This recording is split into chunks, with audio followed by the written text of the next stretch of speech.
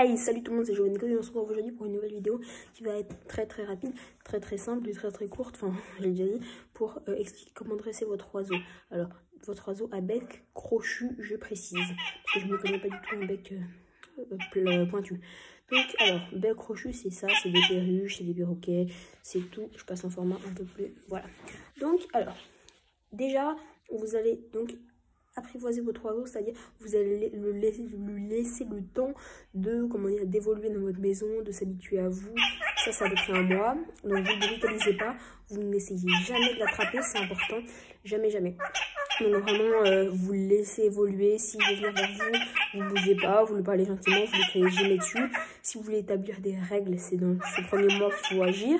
Si vous ne voulez pas qu'il monte sur la table, dès qu'il monte sur la table, vous dites non, et vous ne lui donnez pas de ses récompenses. Par exemple, si sa récompense c'est des graines de tournesol, et ben vous lui donnez pas. Voilà. Donc en général, eux, ils aiment les graines de tournesol. Vous lui en donnez pas trop, sinon ils vont grossir un peu. Vous prenez 2 oiseaux, c'est mieux pour eux, à part si vous êtes vraiment beaucoup là. Et là, on va passer à la méthode de dressage. Donc, vous avez eu votre oiseau, un mois, vous avez attendu comme je vous ai dit.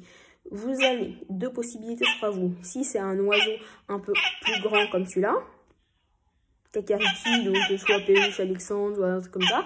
Donc ça, vous allez éteindre la lumière d'une pièce quand ils sont en semi-sommeil, ça s'appelle. Ils sont en semi-sommeil, c'est-à-dire que quand vous éteignez la lumière d'une pièce, ils vont vous laisser 10-20 minutes le temps qu'ils s'endorment, le soir, hein, de préférence, bien sûr.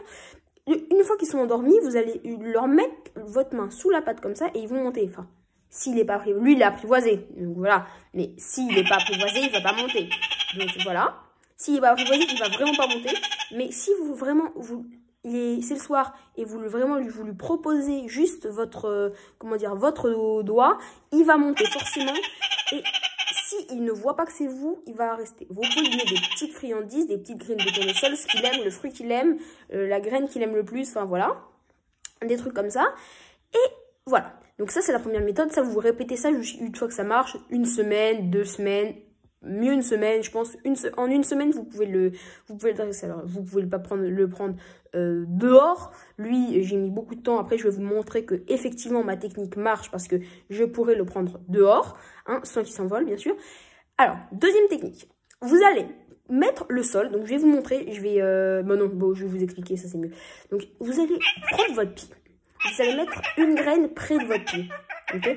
Près de votre pied, genre à 5 cm de votre pied. L'oiseau va venir.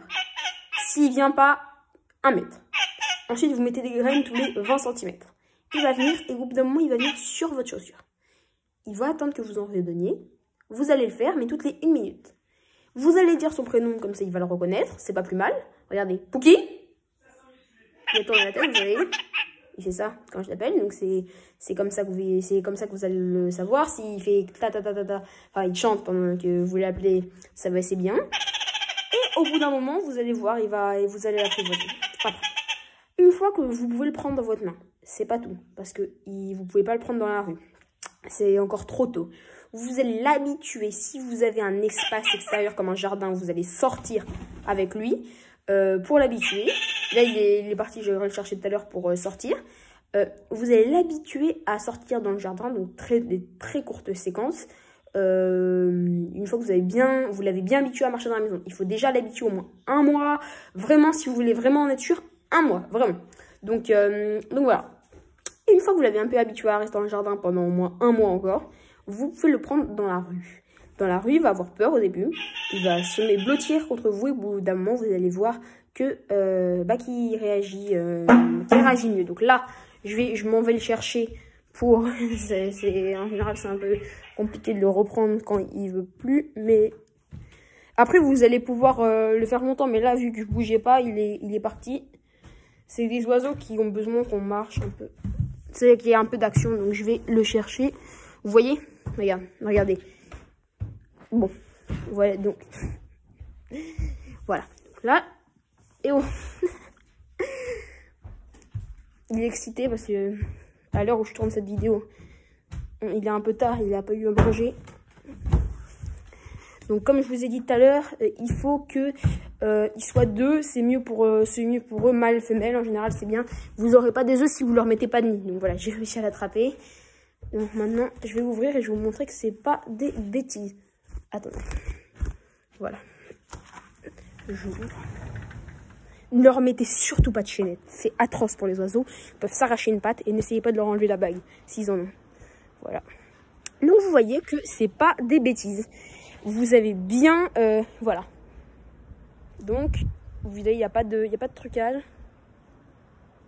Et voilà. Salut. Pour une prochaine vidéo. Likez, partagez si vous avez aimé. Et ciao.